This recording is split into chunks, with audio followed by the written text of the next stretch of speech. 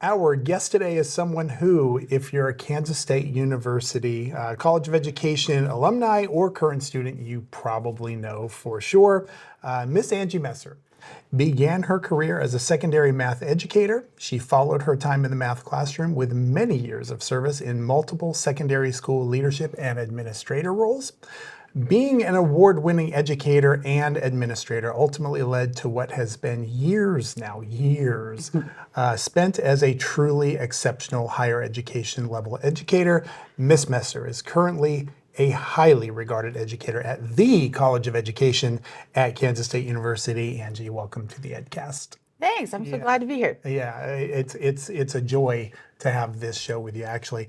So we like to end, or we like to begin on sort of a high note, a sort of, we call it a teacher warm fuzzy, or an educator warm fuzzy. So we'll begin with that.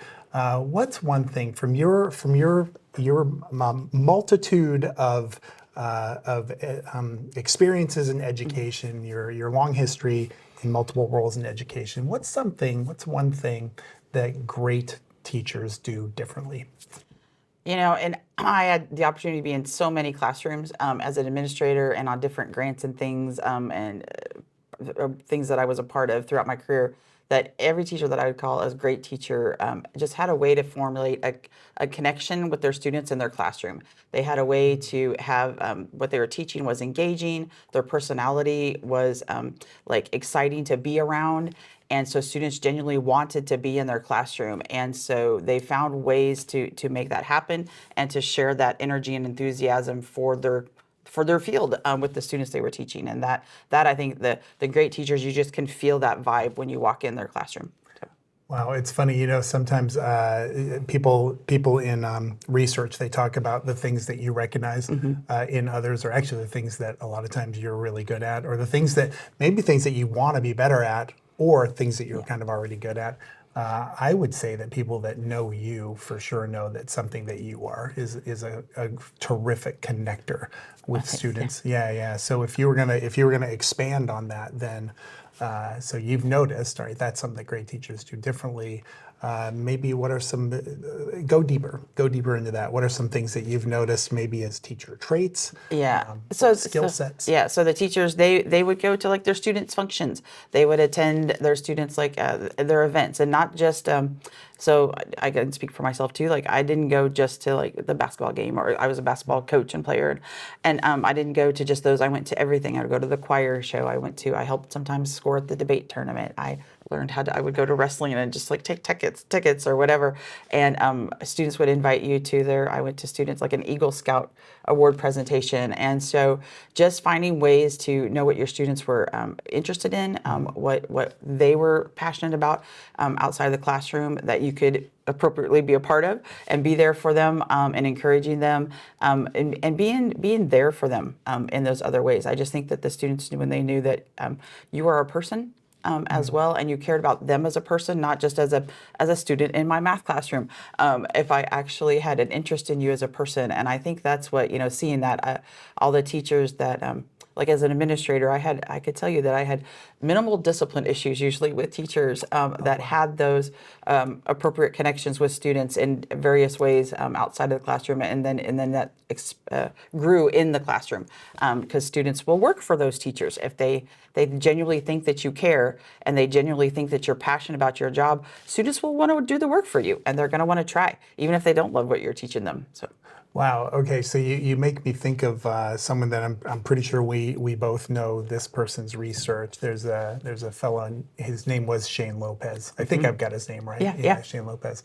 And I know that he speaks to something. It felt like you were getting into that territory of just if I feel a connection with that teacher, I'm maybe more willing to, or something about that I'm just going to work harder in that class. And I know Shane speaks to some of that. Yeah, so he talked more about like the connection comes from giving your students hope in your classroom. So I was lucky enough years and years ago, Kansas State University, the College of Education, brought Shane Lopez actually here for a professional development day to their program that they had, and I was teaching at the time. And so I came up for that day and I got to meet him, and I had his book, and sadly he has passed, but he shared about his research on what hope gives students, and that they'll actually perform at a a grade level significant difference in your classroom if they can feel hopeful. Wow. And so that doesn't mean that you have to like give them things and throw extra credit at them in order for them to like have a high grade. That's not what that means. But if a student feels that there's a way that they can learn, or that there's something they can do, or there's a way that they maybe did poorly on a test, and that's not going to like determine the rest of their future in that content area. If they felt like there was hope for making a difference, that students would actually perform better. And it was all part of that. Like, you can give them hope through many ways. It wasn't just grade level. It was like your encouragement. It was your ways to offer help. My students knew when I was teaching math that if I was at school, you could come try to find me and I'd help you with your math. It didn't matter what hour of the day. Sadly, sometimes for my family, they would laugh. I'd like give up my planning period to help a student. If that was when they happened to have a study hall or something, I would help them with their math, because I knew that they struggle with that area, and not everybody has someone at home that could help them. So I wanted to be that person for them, and I think students always knew that. That helped them to know that, like, try hard, because I'm going to be there with you, trying to help you get there. So. Wow, awesome. I'm picturing you on the basketball floor, coaching, and a kid coming up to you and pausing me and stuck on this problem. Hey, can you help me with this right now? Give me a minute. Wait for a timeout. Yeah. I love it. I love it. Okay, so you talk about giving hope. Have you maybe seen? I'm curious if maybe you've seen the opposite, and if there's some sort of like commonality that you've seen across just teacher traits that maybe sadly might rob students of hope, or might sort of have the opposite effect of giving hope. Yeah. Oh, yeah. Sadly, when you can hear about. From my own children in school sometimes, when they would share about a teacher, or then when I was an administrator, I would interact with people who they just acted like they didn't love being there as being an educator. Their personality was such that they just were, I'm here just to give you my content and nothing else. And I think that's just not part of being a teacher. You're there to educate the whole child, and not just about the content. That is, of course, extremely important to be knowledgeable in your content. But people who just didn't want to learn little aspects of working with kids and their different capacities and things that they needed, people that seem very closed off to wanting to learn new ideas or try something new, even at a middle level when people work in teams. Sometimes you'll have that person who just is like, I'm not doing it that way, and that's so just that personality and that vibe that they put off is very negative and off-putting, and people just don't want to be around them. And that could be tough. Yeah, yes. Yeah, that could for sure be tough. So I wonder, there's different, kind of like there's different ways of looking at engagement, right? So a student can be just really fully cognitively engaged, for example, right? But not look like they're doing something hands-on. So sometimes a teacher can misconstrue that as they're not as engaged. Yeah. When really they could be very engaged cognitively. I wonder if there's maybe a teacher that thinks, now I do want to connect. It's just not my jam, right? It's not my sort of. It might not be my primary goal, because I really do love the content. That's sort of my first reason for teaching, or my first passion in education was the content piece. What advice would you have for them on, like, I wonder if there's some things that you've seen where maybe that person actually is still able to connect, or maybe they connect differently and not the way, that a really gregarious teacher might connect. Yeah. Oh, for sure. I would say, you can't make yourself be fully like somebody else.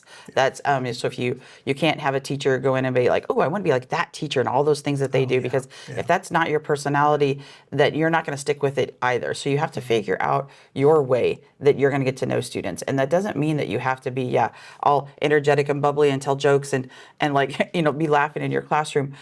You can be serious, and I can tell you, one of the best teachers I ever had the opportunity to be in his classroom was he wasn't that way. His energy wasn't just like laughy and giggly, but he was very, very friendly, and he was very passionate about his content. Like when he talked about it, you could hear it in his voice as he was speaking. Like he genuinely loved what he was teaching. And then when he would talk with his students, he just had this very like soft voice, and he always wanted to help them when they asked questions. He never, no matter how many questions they asked, he never scolded them, for lack of a better word, about asking questions. He was always wanting to help them. And I think and then he also just told his students always knew that he was this consistent person. in his classroom, and so they knew what to expect, and they knew how class would be. So you can find ways that don't have to be bubbly and joyful and goofy to interact with your students as well. So. Perfect. The word goofy, I feel like you're describing my way of connecting with students. No, I think you're dead on, though. It sounds like what you're describing in some of that, a little bit, parts of that was describing you, actually. I wouldn't say that you are, you reach students differently, and I've seen it. It's incredibly impactful, and it's really effective. Yes, I would say, my students probably would say, I didn't have lots of goofiness part of my classroom. It was very, very structured. They knew that these are the things, do not do this in class or it really irritates Messer. That's important to know about a teacher. But they knew what those things were, and those things weren't like made up things. I mean, they were things on, you don't speak rude to one another in my class. You don't do these type things. Those are the things that are going to get you to have the serious Messer in your face. Yes. But otherwise, I would come up with, we did activities to try to make math engaging and to make it hands-on and to make them want to learn it, because again, while I love it, who else, why wouldn't you? But I understand that not every student did. And I worked lots of ways to try to get to know my students. They always knew I would be there for them. Yeah. At the appropriate level that I could be for them. Yeah. And I learned that early on, where that line was, to be there with students in my career, because I had a student who shared something with me that I had to go get help with on something that was above my classroom level of what should be shared with me. Okay. But I knew that it was she felt very able to share with me. So, yeah. So there clearly was a connection, and it wasn't built off of bubbliness. Yeah, and it was a student. The student wasn't involved in things. It's not like I'd gone to the student any events or anything that they were at. The student just knew in my classroom that it was a safe space, and they were able to talk to me. And it was a day I had. We had a professional development day, half of a day of school, it was a grading day. Sorry, it was the end of a quarter back then. Yeah. Back a long time ago, we had a half a day of school and then a half a day for grading. And I went to go clean off my desk, and the student had left a note under my papers. And I pulled up the note and read it, and the student had put, this was when I was teaching ninth graders. Ninth grade. Ninth grade, yeah. And she wrote a note to me letting me know that she was pregnant, and she didn't know what to do with that. Oh my. Yeah, and that I was the first person she had told. Wow. And this was a Friday, and I wasn't going to see the student till Monday. And I'm like, wow, what do I do with this? And it was, I'm glad that she felt that she could tell me, that she could reach out to me. Yeah. I was like, she's not here. What do I do? And so I went as fast as I could up the stairs to our counselor, who was phenomenal. Run, don't walk. And it said, and of course, I'm sure thinking back, I'm sure the student probably wrote in the note, please don't tell anyone. But I knew that this is not something you get to keep to yourself as an educator. It's what's for the best for the student is to actually get help that's the appropriate help. And you would think that's what she was looking for. Out. Yeah. Sort of help. And so, the counselor, she was phenomenal and gave me great advice and said, it's not an emergency thing. We don't have to contact over a weekend to the student. But that Monday, when we came back to school, when I had a planning period, the counselor called the student in with me, so that I was there, since the student felt welcome in telling me. And then we talked with the student, and the counselor gave her the advice that she needed on how to proceed and move forward. And then I handed it off. The counselor, of course, handled it from there for me. But I was there in a way such that I didn't ruin that relationship that the student had to be able to share with me the way it was handled, and actually stayed in connection with that student the rest of high school and post high school. And knew about her life. And so anyway, but so there's just ways. And like I said, so that wasn't that didn't come from any special thing. It just was that in my classroom, all students had to treat one another with kindness. And we were there for a purpose, and they knew it, and they felt welcome and open, I think. So. Yeah, it's funny. With what you just described, it almost seems as if your view on connection. I wonder if you would agree with this, that it's not just you to the student. It's kind of like your whole vibe, the whole classroom. Yes. The experience in your classroom is going to be such that kids are going to connect with it. Yes. Yes. I didn't let students talk negatively, as long as I was aware of it, to one another in my classroom at all, because I just wanted everyone to always feel like this was a safe space to be in class, and we were focused on math and the way we needed to make that happen and the things that we're talking about, and the other way you can be other places, that's not here. We're not going to do that. And I think students always knew that. They always knew that in my room. So. Excellent. I wonder, all right, so let's, we'll leap forward and backtrack a little bit at the same time. I'm wondering if you have some maybe practical tips if I'm a new educator, because that's a wide share of our listening audience will be new educators. If you had 2 to 3 just sort of practical tips on how a new teacher could sort of move in that direction of making themselves maybe a person that connects with students, or whether it's just them personally, or if it's something class-wise that they're able to create, that the kids are able to connect to and feel better about being in that person's class. One thing that I would share is that to always be active while your students are in your classroom working. That doesn't mean you have to hover, but make sure that you're just up, moving about your students the entire time, because students can be sneaky, and if you're always at the front of the room or you're always on the certain side of the room, you're going to miss things that are going on in other parts of the classroom. And so that one is my one big piece of advice, is when the students are in your classroom, that you are fully present and teaching and being amongst your students in that moment. It was especially later in my career as administrator, when cell phones came to be.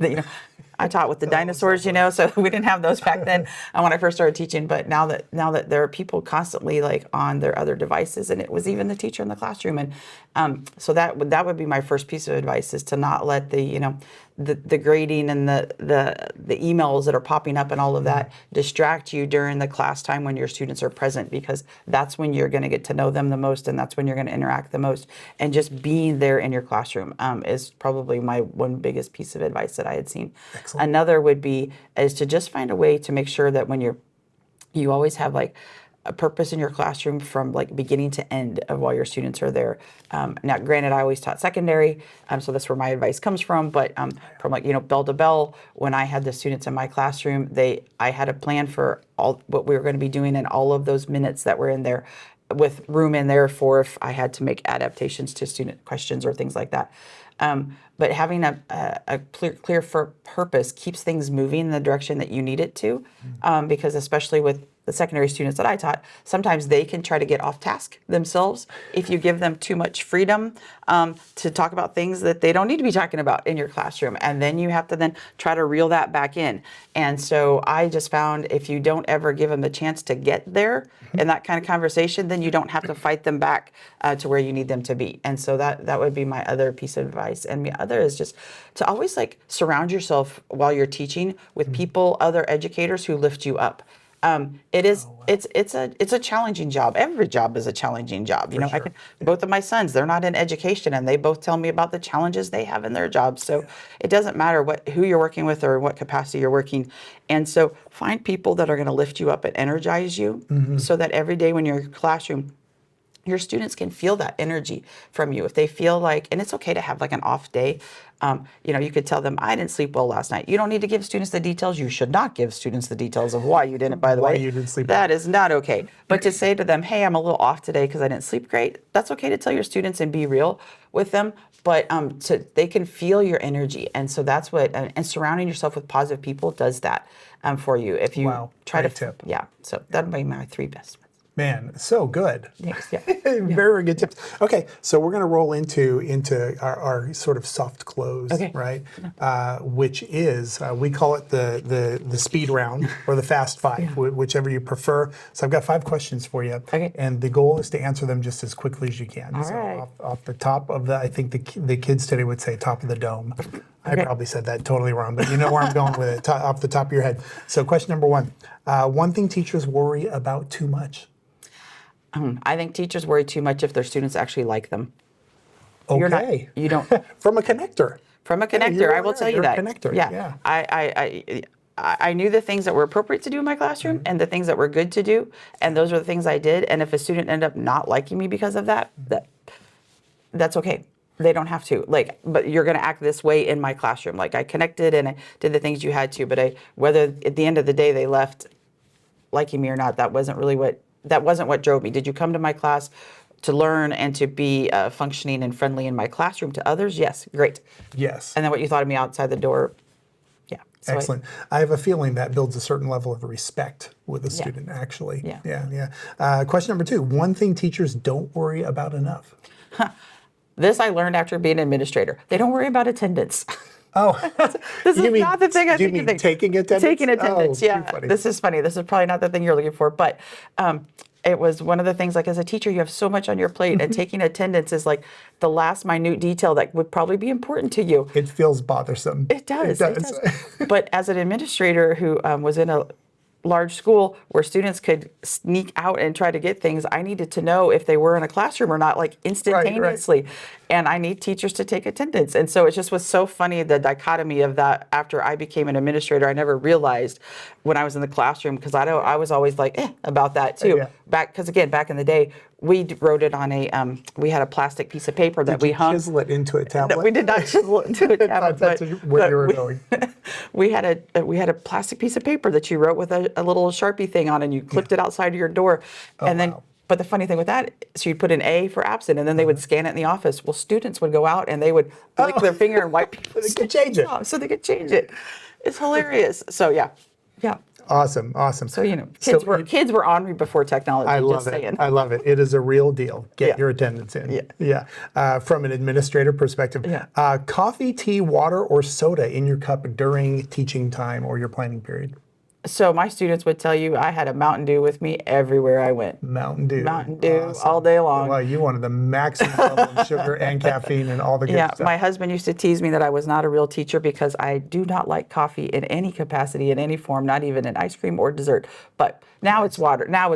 But back then it would have been Mountain Back in Dew. the day, Mountain Dew. Well, I like that answer so much. I think we'll go ahead and make Mountain Dew. That'll be the word or the phrase for our episode. Excellent, Mountain Dew. excellent. The best compliment a student ever gave you? So that one actually came from a story from my dad.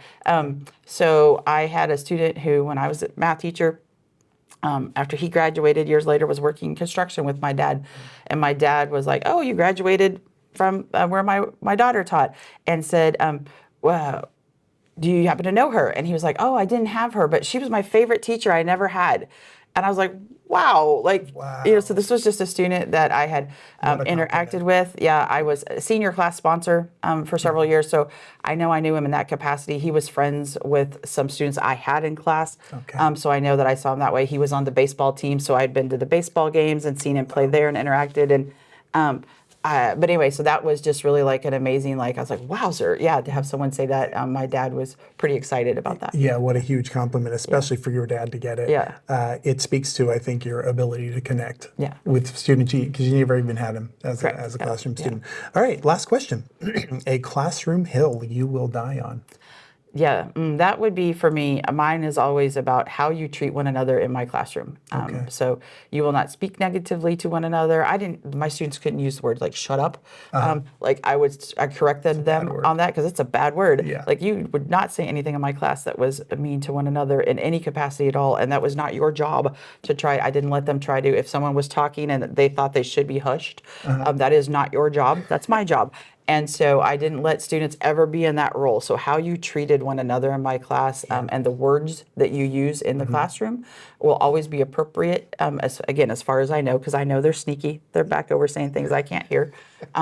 But that would be it. How you speak to one another will always be what I would die on. I love it. That's a perfect answer to end this portion on, because I think it speaks again to your ability to connect, but also not just personally, your ability to create an atmosphere or an environment of connection. Yeah, good stuff. I give you teacher props for that. Thanks. All right, we're going to end on just a really, really fun note. Give us your greatest teacher joke. My lamest teacher joke. How about that? Because math. I think it's math, so I think it's Lamest, funny. greatest, I think it's math, so I think it's funny. And funny, real quick, I have to connect to this.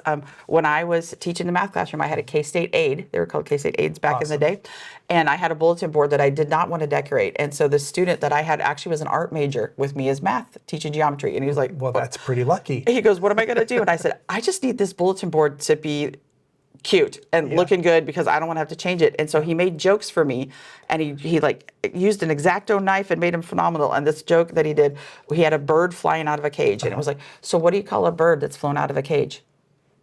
I'm trying to math. Flown the coop. No, a polygon. What a bunch. good, it's good. Yeah.